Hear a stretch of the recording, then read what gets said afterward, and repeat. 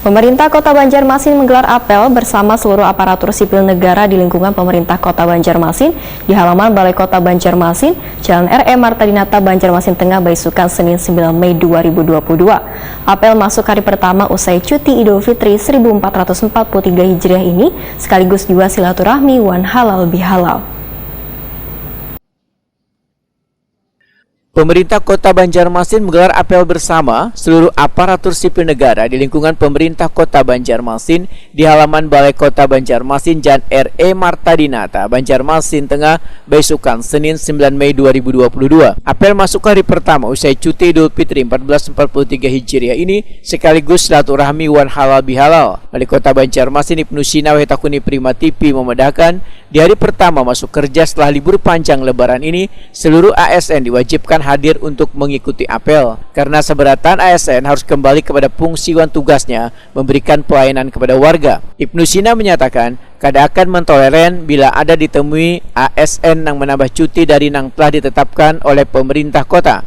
Ibnu Sina pun meminta Sekretaris Daerah wan Badan Kepegawaian Daerah untuk mendata ASN yang hadir wan kada hadir supaya bisa ditindaklanjuti.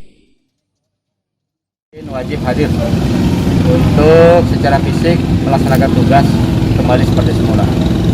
Kami tidak mentoleransi adanya tambahan cuti ataupun juga ini kecuali yang memang ada alasan sakit. Oleh karena itu pastikan saya minta tadi Pak Sekda dengan BKD absen masing-masing pimpinan SKPD dan juga lingkup SKPD-nya laporkan segera pada kesempatan pertama besok. Kemudian untuk mempercepat pencapaian visi misi Banjarmasin Baiman, kita segera bekerja dengan baik dan kepada seluruh asisten bisa berkoordinasi rapat khusus dengan SKPD masing-masing untuk memastikan capaian-capaian di akhir semester pertama ini. Karena ini kan sudah bulan 5, ya jangan sampai proyek-proyek kegiatan yang sudah ditunggu-tunggu oleh warga, pembangunan fisik, kemudian juga belanja pemerintah yang bisa menggerakkan ekonomi warga kota itu terhambat. Nah, kami berharap ini bisa segera dilaksanakan dan fokus pada prioritas pembangunan kota, yaitu penanganan sungai, ya untuk wisata, untuk pengendalian banjir, kemudian juga terkait dengan wirausaha baru berbasis UMKM, Banjarmasin Kota Dagang, Kota Jasa, dan yang terakhir adalah terkait dengan pelayanan publik. Yang intinya yang cepat, mudah, dan pastikan hari ini tidak ada yang terkendala dalam aspek pelayanan publik kita. Saya tidak ingin mendengar ada yang tidak bisa terlayani. Di kelurahan-kelurahan pastikan hari ini juga sudah aktif.